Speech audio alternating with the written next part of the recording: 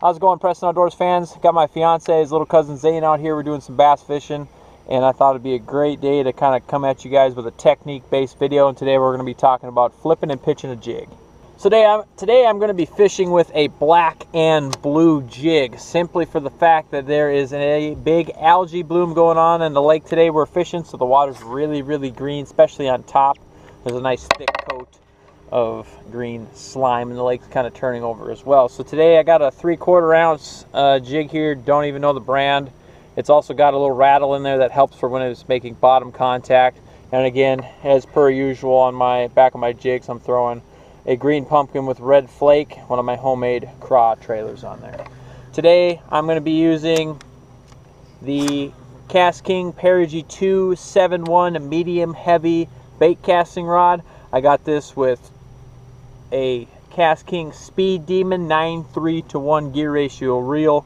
I'll talk to you a little bit later about why I feel a high gear ratio reel is important. And I'm throwing this with 20-pound KastKing Fluorocoat fluorocarbon.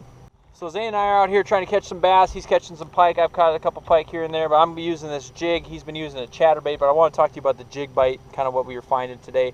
The difference, I use flipping and pitching kind of go hand in hand when I'm talking about using a jig. I flip and pitch, but technically when you are pitching, it's when you're actually, you can either get the bait to the end of your rod and pitch it out there. You can bring the bait to your hand and pitch it out there. Flipping is more of where you take a section of line and you're going to flip it, drop the bait down, boom, boom, boom, nothing. You're going to pull the line out and go to your next target, and it's supposed to be able to make you more efficient and do it a little bit faster. Jeez. So again, like right here, we kind of have a point in a dark hole. Do it, flip it in here, let it fall to the bottom again, bounce it a couple times, get it through the weeds, reel in, flip it in here, let it fall to the bottom. I'm looking for divots or little holes in the weeds, or I'm looking for points of these bulrushes. Somewhere, if I was a fish, I would sit there and wait for some kind of bait or some food source to fall in on me, and that's basically what I'm doing with this jig, is that I'm trying to flip it in there, it's falling down, the legs are kicking, and when it comes down there, the bass is going to bite it. Now, like I said, I wanted to touch base with you on why I believe a high gear ratio reel is important when using a jig. Now here, you're seeing me flip in. That is heavy cover.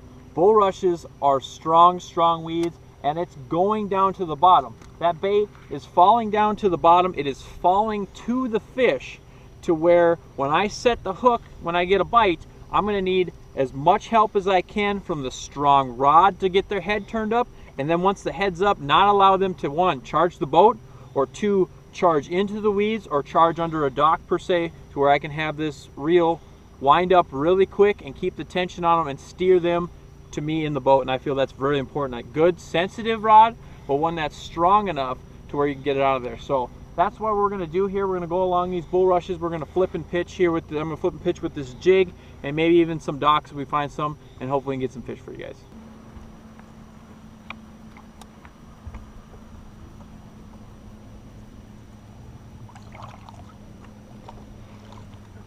Got him?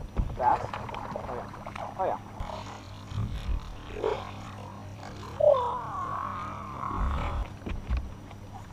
Not a real big one. There we go. Fishing in that nasty green stuff.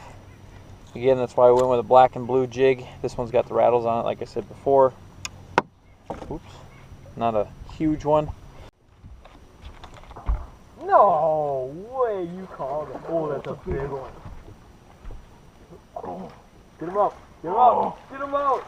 Oh my gosh. Where's your net? Other door, under here. Oh, that's a big one. Hurry up. Get it open. Ready? Oh, no. Shove it in there.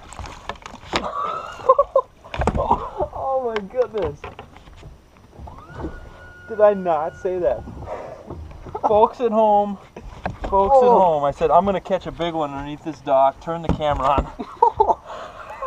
That is the biggest fish out of this lake I've caught. Oh my god. 3/4 ounce jig. Oh my god. Oh, he took me deep. Oh. The scales in the I got mine. same one. Holy Oh my crap. goodness.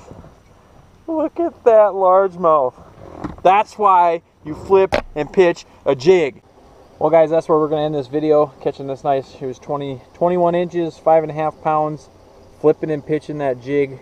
That time it was around a dock instead of a bulrush. But again, it's an awesome technique that I use all the time. Tournament fishing, fun fishing, anything like that. And you catch big old bucket mouths like this. So we're going to put her back.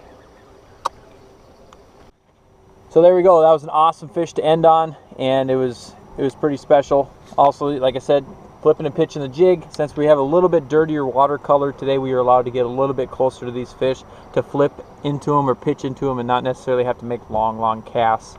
So it was pretty cool to get some close quarter combat with these fish. So if you guys, I hope you guys learned something. Hope you guys check out my channel. If you haven't already, please subscribe. That would be awesome. Help support me so I keep bringing videos to you guys like this. Also check out my Facebook, Instagram, and Twitter pages, all at Preston Outdoors. I post a lot of the pictures on there before the videos come out, so if you guys want to keep track on what I'm up to. So I want to thank you guys for watching.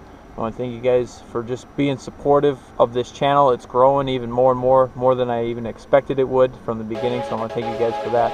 And stay tuned next time. Thanks for watching Preston Outdoors.